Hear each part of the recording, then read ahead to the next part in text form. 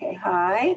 So hi everyone. As I mentioned last week, we're going to be starting something new for the new year, for the new secular year, and we'll be looking at ethical wills. That will be the topic at least today, maybe next week as well. We'll see. We'll play that one by ear.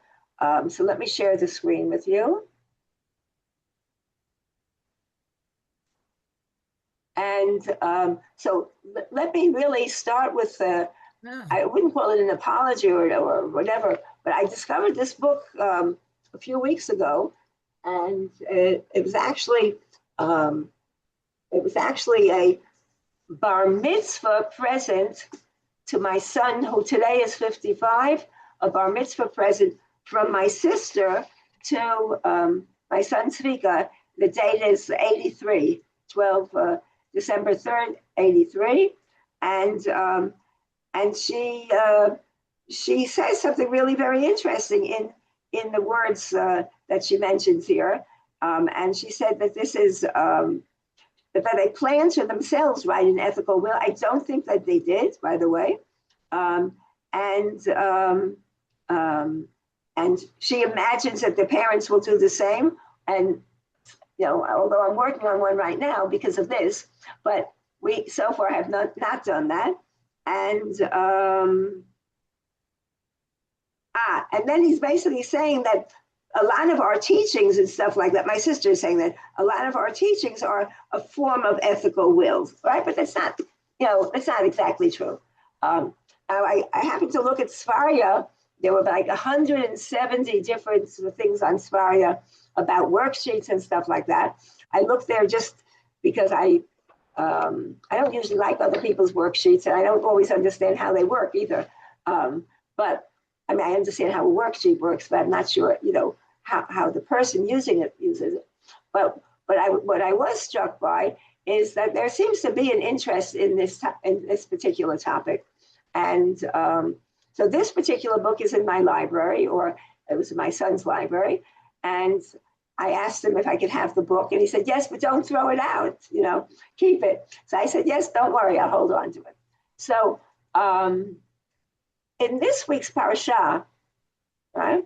In this week's parasha, which is the last chapter not the chapter, the last parasha of Genesis, we have really a form of an ethical will. When Jacob is dying, right? And he summons Joseph, and he says to this, to put your hand under my thigh as a pledge of your loyalty, all right? And we know from when Eliezer was sent by Abraham to find a bride for Isaac, remember that? That was a form of a pledge. In other words, that putting your hand under a thigh. If a thigh is euphemism for something else, I don't know, but maybe because if you think of a testament and testes, right, there might be some connection with that, but I don't know. I once looked it up, and I found different answers. One saying it had absolutely nothing to do with testament, had nothing to do with testes, and another one that said it did have something to do with it. So, either way, I'm not sure what's correct. But if we want to look at it here, the first thing is, please do not bury me in Egypt, all right? So that's the first thing. So that when I die, take me up from Egypt and bury me in their burial place, right? The burial place, which by the way, what he means in the answers, that's Ma'arat Machpelah, near Hebron in Kiryat Arba, where you have Abraham and Sarah there, and we also have Jacob. Not Jacob. We have Rebecca and Isaac there. And by the way, there's no record of Rebecca ever dying, by the way, but he mentions that in his. Okay, so that's one thing. The next is, I am about to die. This is a few verses earlier. I'm about to die, but God will be with you and bring you back to the land of your ancestors. So he's in Egypt, and he's sort of foretelling the future. right?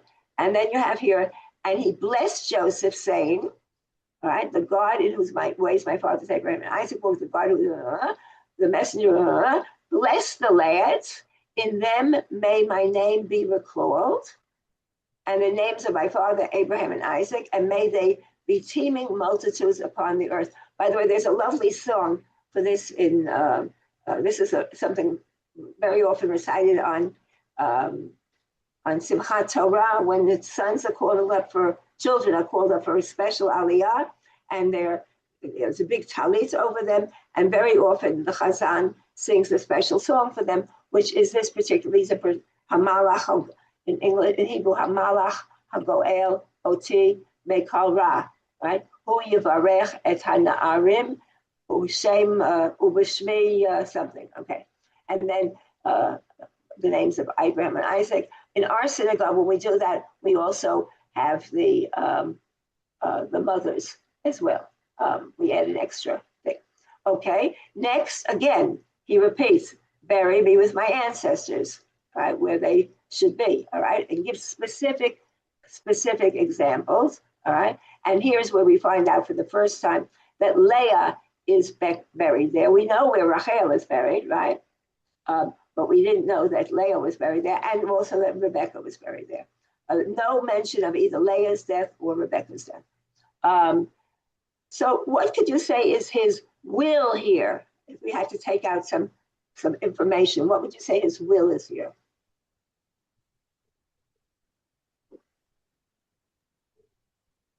To not be left in Egypt. Right. Okay, the importance of being buried, if you want, in the promised land. Okay. And with his people, not with strangers.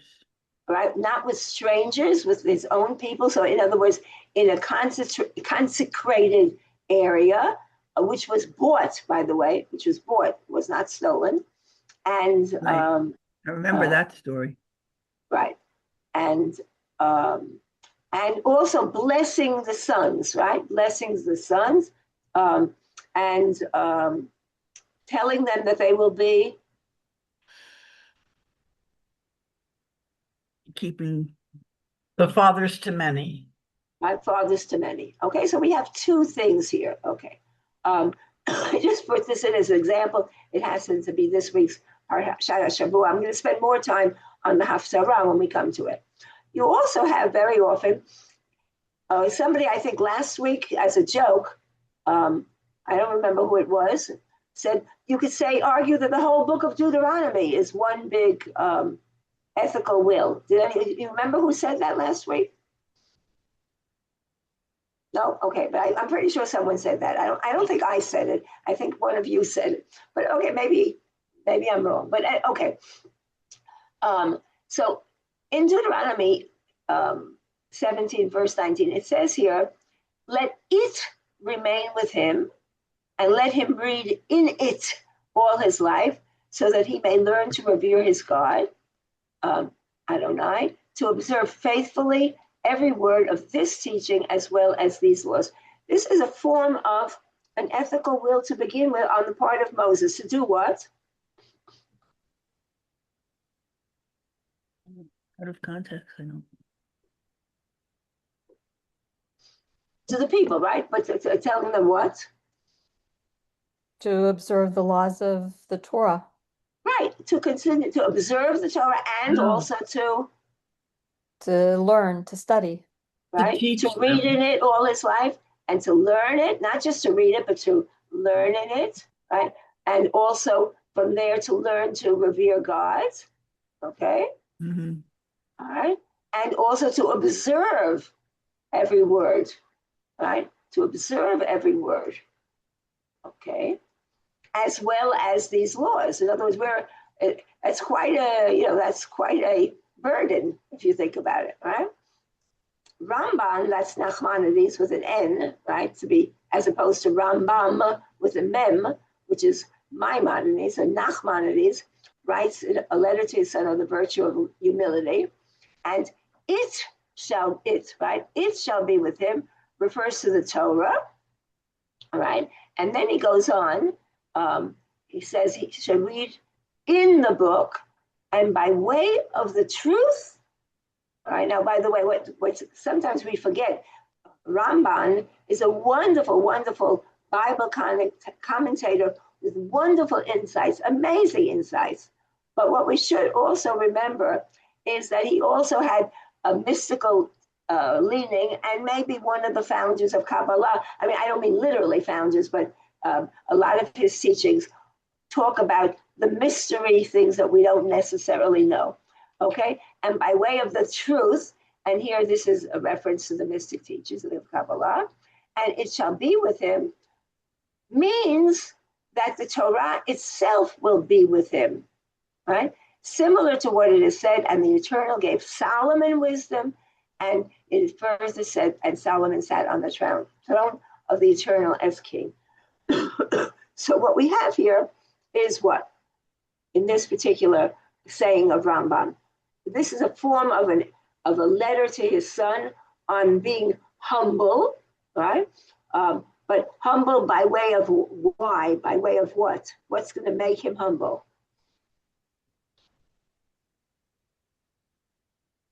Learning and following Right, exactly. Torah. Right. He could have said on something else as well, but here, it's what's in here. Okay. And then you have here an example of where in an ethical will where Rabbi Yechiel Michael Tukachinsky, who wrote something called Gesher Hachayim, the Bridge of Life, writes that everyone should write an ethical will, in addition to the standard will concerning his assets, right? And he, as a source for this, he cites a verse from Genesis that says God considered Abraham special because he commands his children and his household after him that they keep the way of Hashem, of God, doing charity and justice. Okay, now do we have something new to add to this? to things that could be in a Justice. right? In other words, Charity. Mitzvot. to give Tzedakah. charity, behaving justice. properly, justice. This is more than just worship, right? And Right. studying the Torah. This is actually something else. And then the Ralbag, which is Rabbi Levi Gershon, writes on, and we're going to be looking at this soon. We're going to be looking at Kings 1. That's where, that's this week's haftarah. Writes that everyone should learn from the example of Moshe, Joshua, and David the king, okay? And we also may add Joseph to the list, all of whom presented ethical wills before they died, okay? So he's arguing that they all presented ethical wills before they died. So we have to look and see, all right? So we've seen some of them already. We haven't looked at all of them, and we won't look at all of them. But what is it? What is a will, okay? Let's see, what is that, okay? Norman, you want to just read that? A will, or preferably a separate personal letter stating one's Torah vision for his family, is a vehicle that can encourage the family and children to follow the Torah lifestyle he wishes for them. Such a personal communication can be extraordinarily beneficial for his children and other heirs. The last communication from parent to child should not be about money alone. Okay, what do you think about this? Let me just open this right now for a minute before we go on. What are your thoughts about this? Now we lost Joyce completely. Oh, no, we have two choices, but okay, fine. I'll tell you an interesting story. My dad, when he was old-ish, he said to everyone, ethical will, please bury me in Israel. And my mother said, what? I'm never going to that crazy country, only if you put it in writing. And then he actually came to Israel and died 3 days later. Oh my And God. oh my God, but I said to my mother, I'm glad that happened so we could bury him here. She says, well, I have to stay because I'm going to be buried next to him. So ethical wills are very powerful, and Yeah. he really wanted to be buried in Israel. What a story. So you mean Yeah. that's why your parents stayed in Israel? Well, they came to Israel and my mother stayed. My father died. Wow. And if not for that, they wouldn't have, your mother would have gone back to America My probably. mother hated Israel, but then in the end, she said to me it wasn't bad. Sounds a little bit like my mother. Joyce. Not Joyce, sorry. Sue. Yeah, I have two comments. One, um, I don't, I have trouble with the word will here, just because of how we're used to using it. Because on the one hand, requests like where you want to be buried, that makes sense. In terms of the legacy you want to leave to your kids, it's a little bit late. If you didn't set the example for them throughout your life and teach them and give them the environment to suddenly write it down and say, you should really follow the Torah, it's a little bit late for you to be making that kind of a request. And it seems kind of selfish in a way to me. Okay, that's amazing because what could be there is it might be a sense of guilt also in writing, the will. Like you may have misunderstood me during my life, and now this is my chance to sort of make amends or something like that. That's an excellent point. Yes, Susan Ferris? Yeah, I think it's important. I've actually done this kind of study with my rabbi twice. He did an ethical will class specifically, and then he did another class where we wrote letters. And in my particular case, it's going to be important because nobody else in my family is following Judaism. And I want them to Ah. know that what was important to me, but they love me, and of course they respect my beliefs and everything. But I want them to know I have a nephew and a niece and four great nephews and niece. And I want them to know what it means to be Jewish. They're Jewish, whether they observe Judaism or not. Their mother is Jewish, their grandmother's Jewish. And I think it's important. I did an ethical will when we did that class. I have no idea where it is. We did a more recent class on Zoom with writing, letters. My rabbi used a couple different sources. I think it's a good thing. And even maybe for people, especially for people like me with no children but with a lot of people in my life that I want them to remember certain things about what was important to me because we don't always verbalize what's important to us, you know? Okay.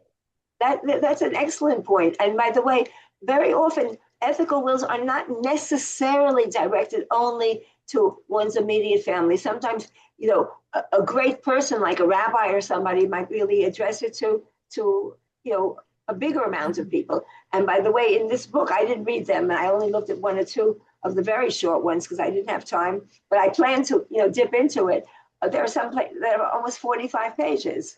So I mean, which is a little bit unwieldy, and they're listed. They're listed by topics, and it's really Yeah, that may have been the book we used when we studied. I don't remember. possible. I don't know. I'm sure it's out of print. But in the olden days, I could have downloaded. I had a way of downloading books for free, and I don't know how to do that anymore. Oh. But if, maybe I could figure it out, and we could look at it. Okay, so let's go back to. So keep in mind all the points that will be made right now, because I think it's really very, very important for us to keep that in mind. Share the screen again.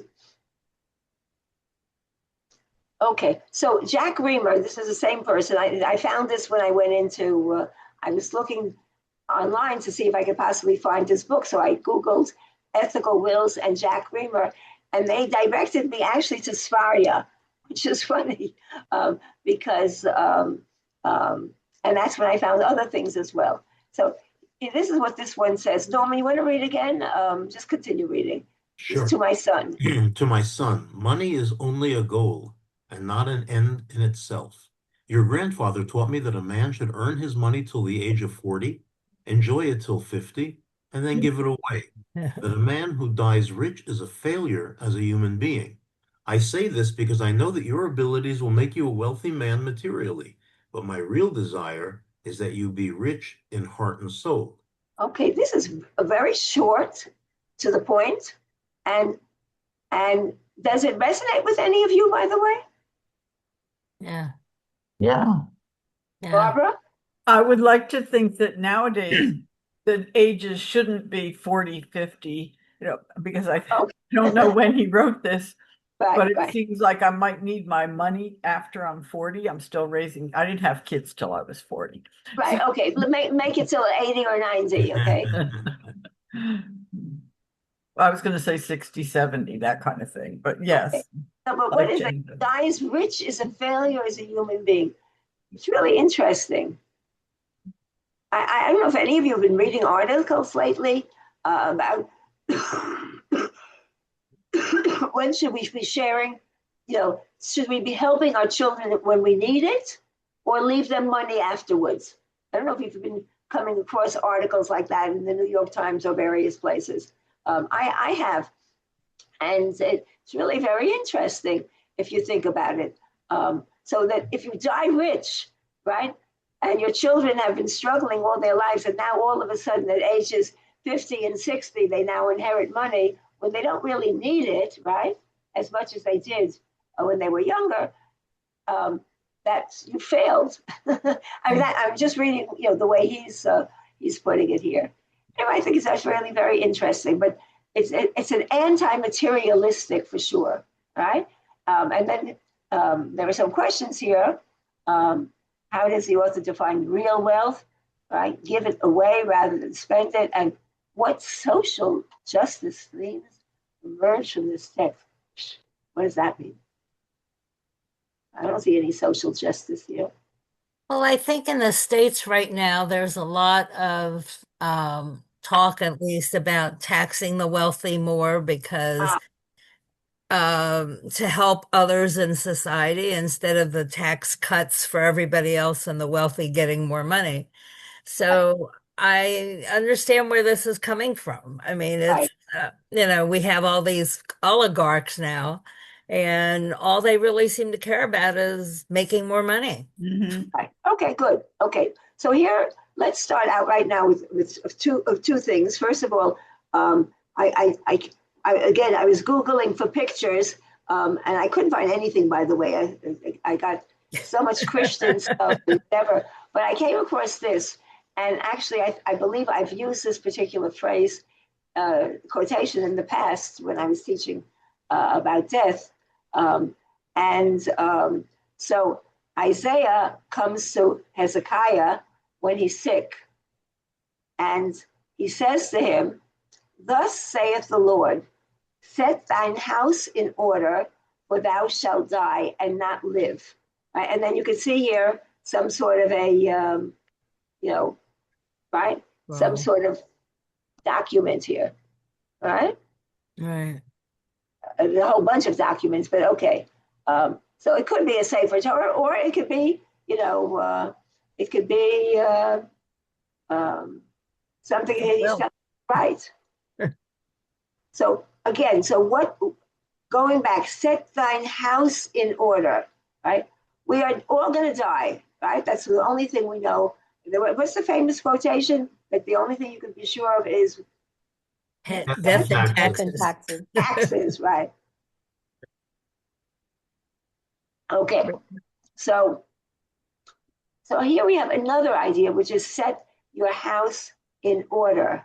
Okay, another interesting idea, right?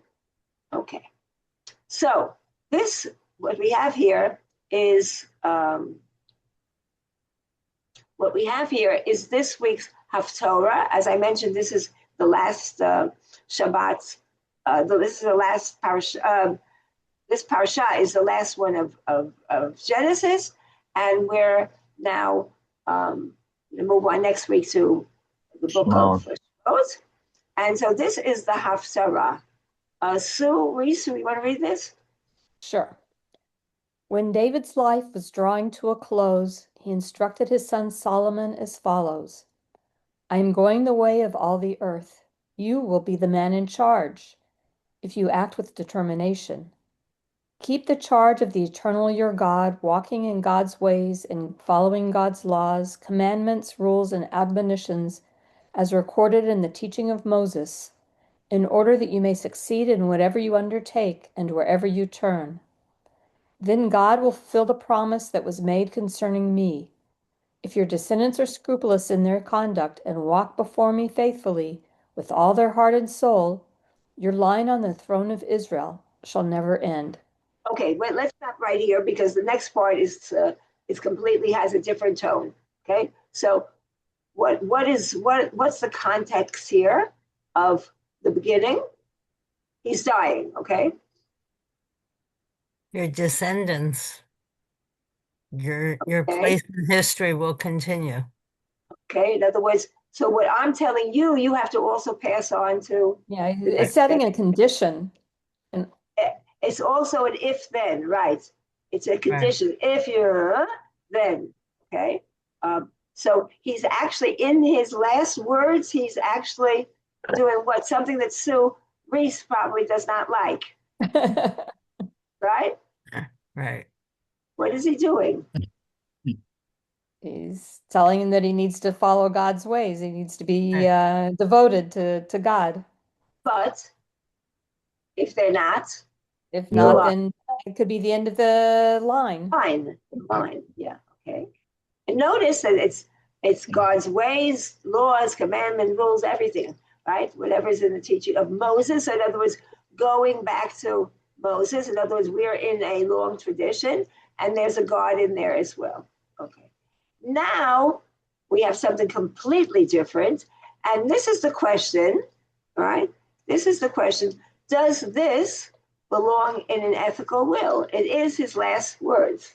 Okay, go on. Revenge. Right. Oh, you want me to keep reading? Yeah. Okay.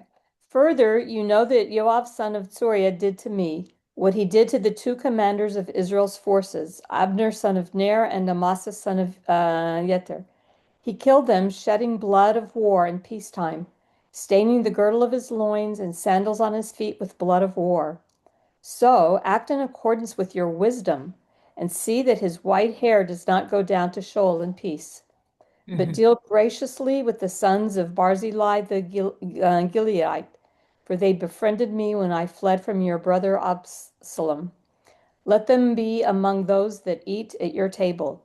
You must also deal with Shammai son of Gera, the Benjamite from Bahurim.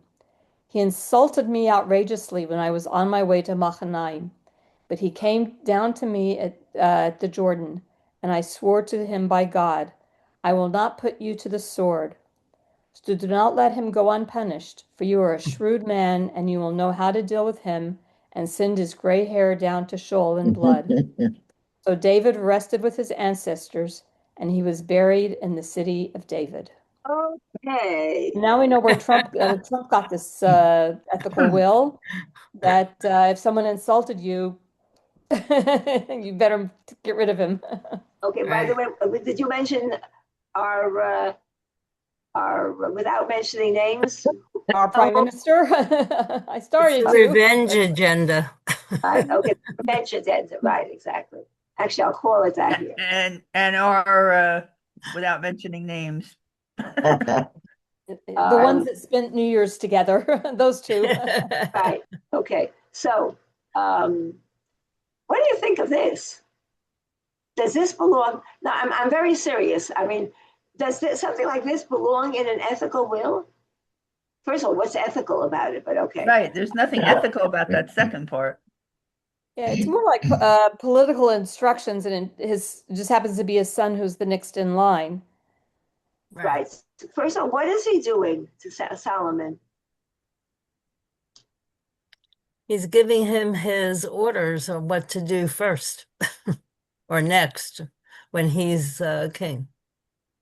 Okay, first of But, all, but he's doing unfinished business for his father. exactly. In other words, he's carrying out his father's legacy that his father never got around to doing for whatever reasons. Right. Okay? He's going to be doing the dirty work. Right. Um, He's going to do and the punishment that David didn't do. right.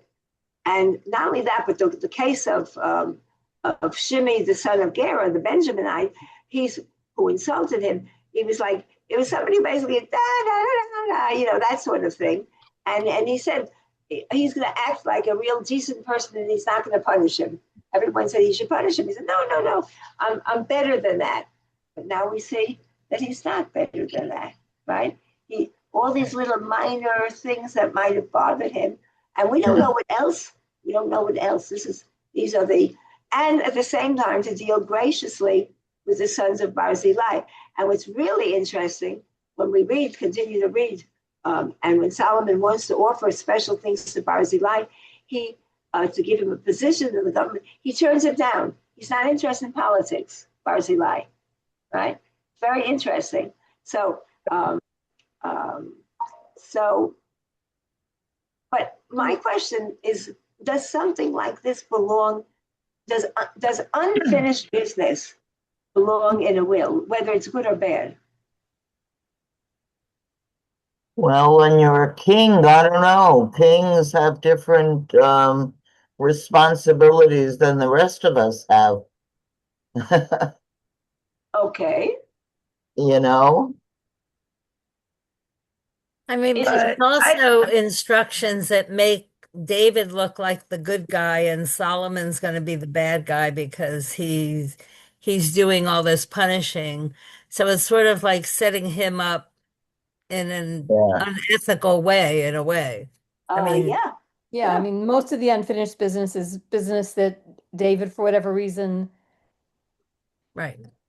either chose not to take or was prevented from taking because he'd made certain oaths. Right.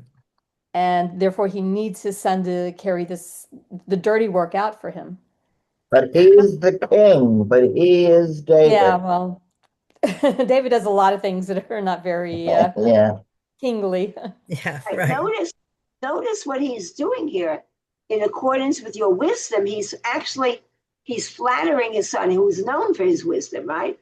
Who's known for his wisdom. He's flattering his son and saying, this should be your first business of ruling, right? So, and Yoav was the commander in chief, right? So this is like, to a certain degree, it's like when a new president comes in and fires all the previous cabinet members, Right. and chooses his own. But this is a little bit different, right? This is a little bit different. Okay, now we have a different version of his ethical wills in the Book of Chronicle.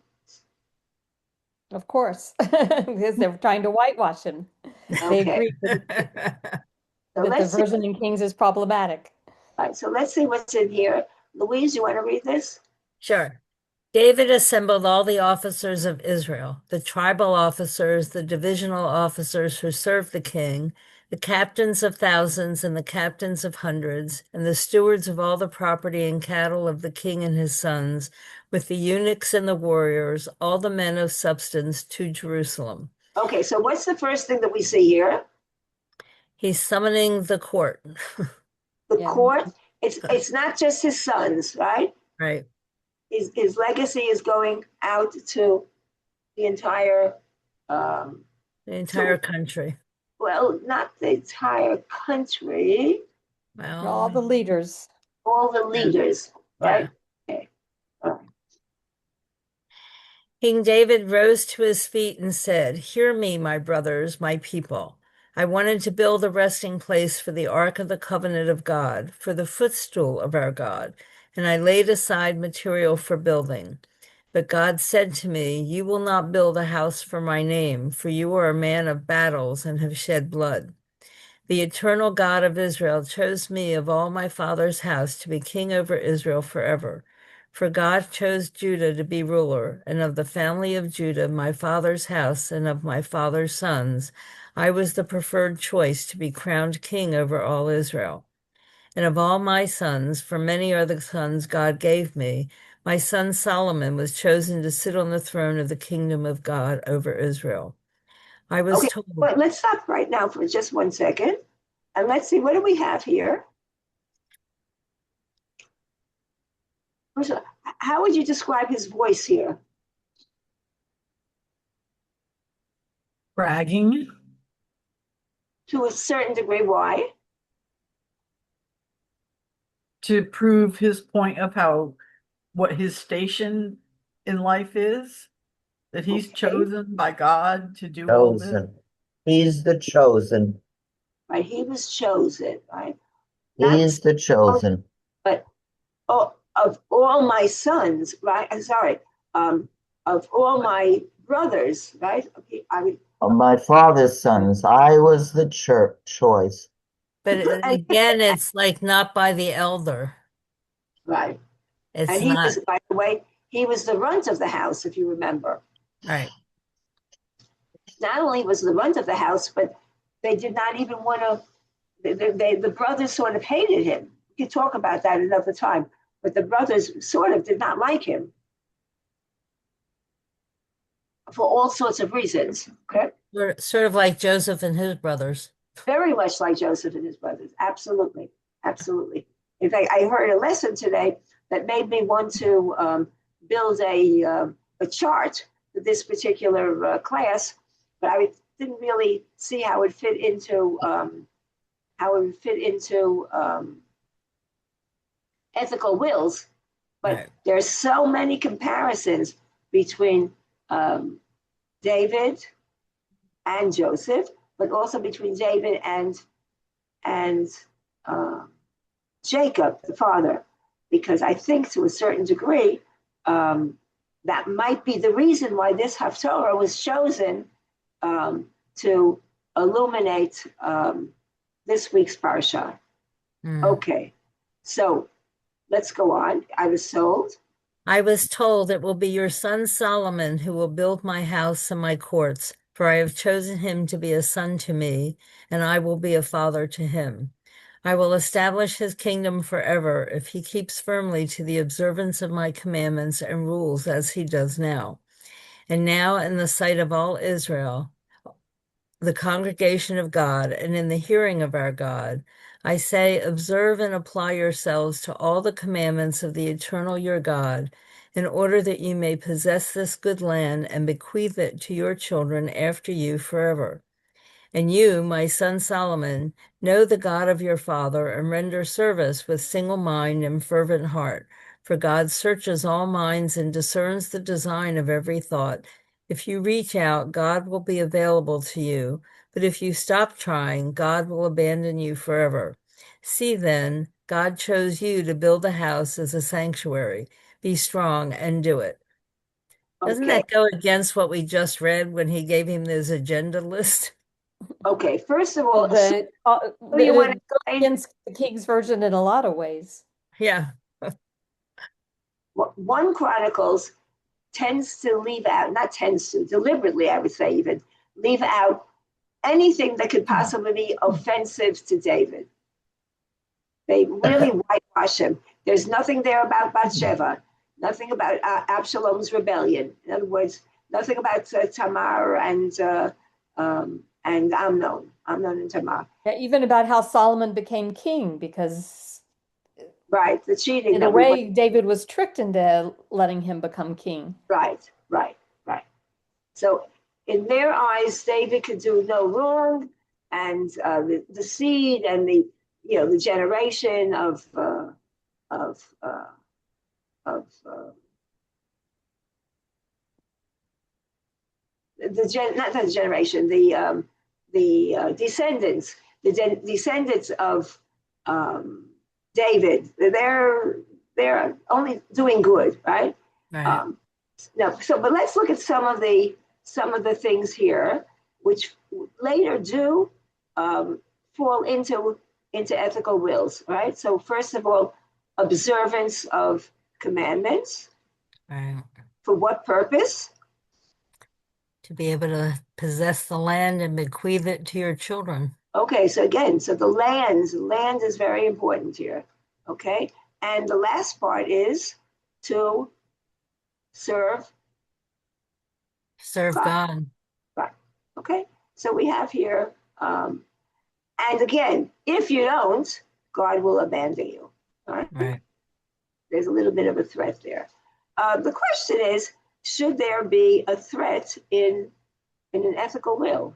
In other words, what's the point of an ethical will if it's not binding? So it does a threat make it better or worse?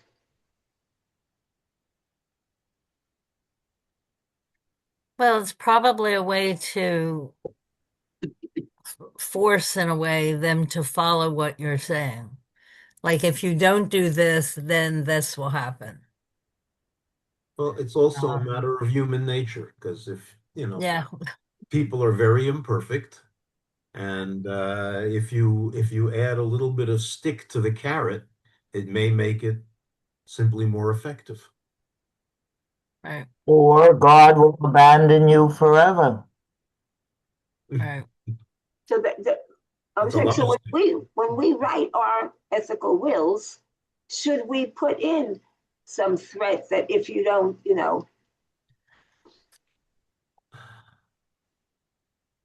I don't know, Well, right? one side of me says no, and the other side of me says, well, if you don't, then they're not going to do it.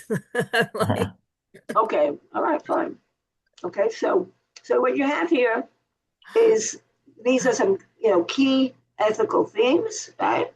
right, Um, faithfulness, courage, strength, justice, discernment, awareness, leadership is accountable to God, the continuity of confidence. Nothing here about personal glory, right? right, And it's interesting to be resolute at the end, right? Um, so right. okay, so Classic ethical rule so language. what I did is for the fun of it, I did this already last week when just for the fun of it, I put this into AI. Um, just for the fun of it. Joyce, you want to read this? Sure. An ethical will of King David imagined. To my son Solomon and to those who come after me. I have lived as a shepherd, a warrior, a king, and a sinner. I have known victory and disgrace, courage and fear. Learn from all of it. Know this first. The Lord is faithful. I failed him at times, but he never failed me. Walk before him with a whole heart, not with pride, but with humility. Power without obedience will destroy you. Rule with justice. Remember that a king is not above the law of God. The throne is not yours by right, it is entrusted to you. Defend the weak. Do not delight in bloodshed, for I learned too late how heavily it weighs on the soul. Be strong, but not harsh, wise, but not arrogant. When you sin, do not hide, repent quickly. A broken and contrite heart is never despised by God. Do not trust in armies or riches. I slew Goliath not by strength, but by faith. Victory comes from the Lord. Love the house of God. Though I was not chosen to build the temple, I prepared for it with joy. Build not only walls of stone, but a kingdom rooted in righteousness. And finally, remember this, your legacy will not be your crown, but your faithfulness. When people speak of you, let them say you feared God and loved his ways. May the Lord establish your kingdom if you walk in his truth.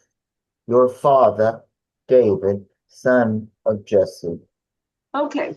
By the way, I think it's amazing. I mean, I put in some prompts, of course, to AI, But I think it's amazing that they came out with this, right? What's this seems to be a little bit a cross between, you know, the Book of Kings and the Book of Chronicles. Chronicles, right? In what respect?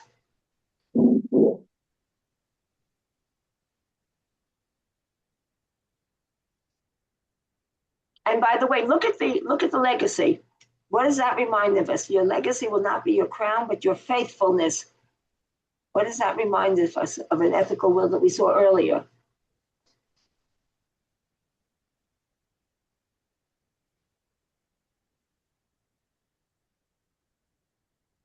Yeah. One, yeah, that's what I was going to say, that the first one we looked at. Right. Right. Give away Okay. your money. Right. Money is not, whatever. Okay. That you be rich in heart and soul. Right. Okay. So, whoops, I moved ahead too quickly. But no, I didn't. Wait a minute. Yeah. Oh, okay. Any other comments on this? I think there's a little Christian stuff in here, by the way. Yeah. I mean, it really takes all the positives and left out all the negatives that were Right. listed. Right. Right. It Faithful, reminds me a little humility. of what Sue said in the beginning, that it's a nice list of things that you should do and should feel and should live by, but it's Right. a little late. Yes. I mean, David himself didn't live by a lot of this. Right. Right. Right. You didn't show that example so well. Right. Right. Well, he says, repent quickly. Right. No, he also says he lived as a warrior, a king, and a sinner. So but Yeah. I don't know. No, I think it's very interesting, and actually, remember, he was basically, what do you call it? He was basically a guerrilla fighter most of his life. Right. Um, okay, so now Interesting. we have here, I was thinking to myself about Rebecca. And I was wondering, did Rebecca have some sort of, like, what were her last words? And is that an ethical will in a sense? I'm just thinking about this. Louise, have you read yet? I don't even remember Yeah, who's been reading. I did, but I'm happy to do it again if you want. Okay, we'll go around for the other people. So Susan's Ferris. Yeah, okay. When the words of her older son Esau were reported to Rebekah, she sent for her younger son Jacob and said to him, "Your brother Esau is consoling himself by planning to kill you. Now, my son, listen to me. Flee at once to Haran, to my brother Laban. Stay with him for a while until your brother's fury subsides, until your brother's anger against you subsides, and he forgets what you have done to him. Then I will fetch you from there. Let me not lose you both in one day." Rebekah said to Isaac, "I am disgusted with my life because of the Hittite women. If Jacob marries a Hittite woman like these, from among the native women, what good will life be to me?" So Isaac sent for Jacob and blessed him. He instructed him, saying, "You shall not take a wife from among the Canaanite women. Up, go to Padan Aram, to the house of Bethuel, your mother's father, and take a wife from among the daughters of Laban, your mother's brother. May El Shaddai bless you, make you fertile and numerous, so that you become an assembly of peoples. May you and your offspring be granted the blessing of Abraham, that you may possess the land where you are adjourning, which God assigned to Abraham." Then Isaac sent Jacob off, and he went to Padan Aram, to Laban, the son of Bethuel the Aramean, the brother of Rebekah, mother of Jacob and Esau. Okay, I think we could clearly say that Isaac has an ethical will here to a certain degree. but I'm not looking at the blessings that he gave both, the two blessings that he gave to Jacob, when he got the food, when he got I'm looking at these last words when they're sending him off, okay? So what do we have here? What themes do we have here? Be fertile. Okay, so peoples, fertility, offspring, Mhm. The continuity, Possess the Yeah. land. land, again, land is very important. Right. Okay, but what causes him to send them off? That's why I want to go back to Rebecca, Esau threatening to Yeah. kill him, or planning to kill him. planning to kill him and not wanting to lose both in one day, Right. right? Right. And then what does she say to Isaac? Yeah, she kind of makes up a story so that Isaac will send him away with a blessing. Exactly. And she has a different motive altogether. Right. Exactly. Yeah, that's true. And that's what he picks up on, right? Right. She claims that's the problem, right? Right. She doesn't mention Esau because Esau was the favored son of Isaac. Of Isaac. Right. Okay, so let me not lose you both in one day. What good will my life be to me if you marry a Hittite woman? Because they'll both be lost to her, right? It almost sounds as if the loss here, the loss would be not so much his being killed, but the marrying of a Hittite woman. Right. Interesting. Follow their She ways. said that to Isaac, not to Jacob. Right. I think she's just using that as an excuse to get Right, Isaac to send him away. Exactly, but that's what leads him to making that blessing. Right? In other words, her subterfuge here directly leads to this particular sending him off, right? Oh, I forgot the most important thing: take a wife there. Right. Right? You can't be fertile without, and from where? From mishpacha. Yeah. Right. So we're talking about intermarriage, if you want, or marrying within as opposed to marrying without. Right. So we have a slightly different theme here. We have fertility, land, blessings, and marrying in. Imagine telling that today to all the Americans in the States who are marrying out. Right. So much so that even the conservative movement is now thinking about, Oh, yeah. Right? We've been reading about it in the newspapers. It's not clear to me what they're doing, but, I don't have any inside information. Thinking about what? A way to accept it. Oh, well, we're pretty much accepting it anyway. Well, a way to accept it officially. They don't let rabbis marry unless they convert right now, but maybe they're thinking about doing that.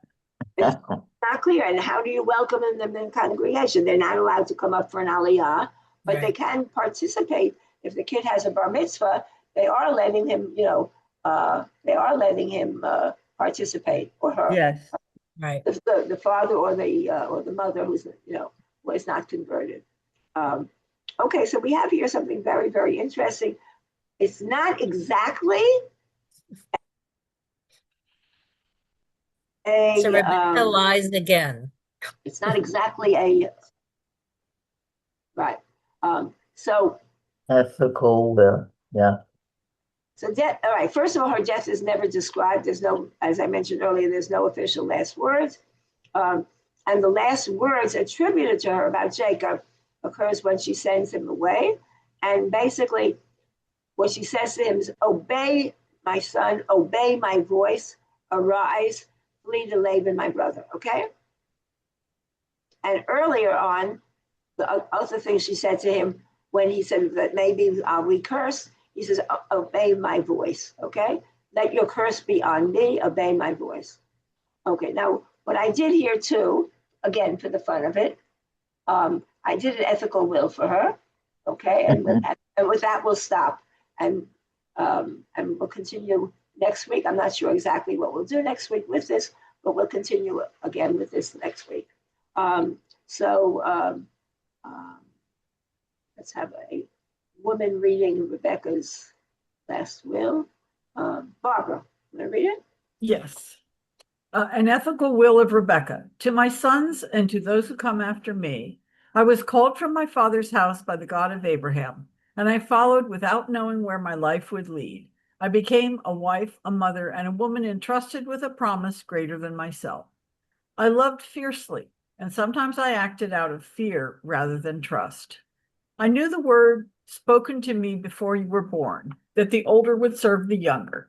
I believed the future was held in God's hands, yet when the moment came, I reached for it with my own. I deceived, I divided, I caused pain where there should have been peace. What I did was wrong. Though I thought to secure the blessing, I forgot that the God who gives promises did not need human falsehood to fulfill them. My actions brought sorrow into our house, separation between brothers, and a silence I did not wish for my old age.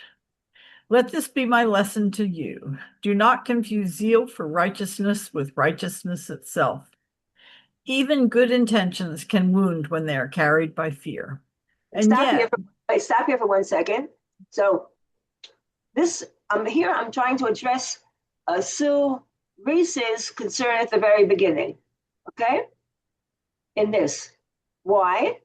Because she's admitting that she may have made some mistakes in life, and now she's trying to fix it up a little bit. You're right that it's too late too soon. I mean, what is it? Too little, too late. Too little, too late. Too little, too late, right? But, all right, but there is some acknowledgement here. Right, okay. There is a difference between a confession and just outright telling the people how they should be living. Right. Here she's talking about herself, not about how her kids should live. Right, absolutely. Okay, now, but she does give a little bit of background there, right? Before she goes on. Okay, go on. And yet do not lose hope. God is merciful. He weaves even human failure into his promises. Though my household was broken, the covenant was not. Though I erred, the promise did not fall. Trust God more than your cleverness. Wait when you are tempted to rush. Speak truth even when the outcome frightens you. Do not favor one child at the expense of another, for love divided becomes harm. If you have failed, do not despair. Turn your heart again toward the Lord. Teach your children not only by your wisdom, but by your repentance. I pray that my descendants will choose faith over fear, truth over control, and patience over deceit. May your future be marked not by my mistakes, but by what God yet brings forth. With humility and hope, Rebecca. Okay, so what can we say here? Well, the famous thing here, I mean, is do not favor one child. And we know what's coming with Joseph. Right. So even though he says that, right, he doesn't learn. Right. Yeah. His tragedy, by tragedy, I mean the fact that he left his home behind him and never saw his parents again, et cetera, and suffered for 20 years. And why do I say that? Because in his last words, he says, I've had more suffering than good. My life has been very difficult when he talks to Pharaoh, right? And Pharaoh asks him, how are you? If I asked you, how are you? I don't expect you to give me a list of all the illnesses. Right. So it's just being polite. But he goes on and he says, my life has been pretty tough. The question is, and I'm asking this as a question, does apology belong in an ethical will? It's a good question. I'm not sure. Not sure if I have an answer for that. But actually, Nomi, can't we put anything we want in an ethical will? We are the writers of it. Absolutely. So my question to you. I think it's more powerful with the apology. She's saying, I made mistakes. I And to those and lessons, I repent. can learn from it. Maybe you can learn from my mistakes. Right. Yes, And that's more powerful than just saying, I'm telling you this is what you need to do. but I made mistakes. Without I did this and justifying it was why. wrong. Right. I think it's a matter of justifying why I'm explaining this to you now, and I may have missed out on doing it earlier, so here it is. And this is why. It's the why, not just the what. Okay. I mean, I could just see, I was just reading the other day about um, somebody who was an only child, and he desperately would have loved to have had a brother or a sister, right? And he sort of accuses his parents of why didn't you? Um, and despite the fact that in this article, they also show that only children very often make lots and lots of friends and have surrogates, Siblings, yeah. Siblings. siblings, yeah. So I think it's very interesting if you think about it. And so a mother of an only child might want to write in the ethical will, I'm sorry I was not able to give you, your friend. And they're all, you know what I mean? There are all sorts of possibilities and permutations, which you could start by, because this is, again, it's your ethical will. It's you speaking It's to you, right. Barbara. I think one thing that strikes me, and I have not written an ethical will, is one of the things we saw in the first discussion part. Don't let your final conversation be about money or your final communication be about money. And I would also want to consider, what do I want the final words to be? And maybe a specific apology or a definite instruction couched or written in that way wouldn't be what I'd want to leave. I think I'd probably want to say something about love. And I noticed Rebecca did not say love your mother or love mom or anything like that. And David did the same thing. Didn't Okay, so we have here, we have, by the way, that was AI, not Rebecca. right.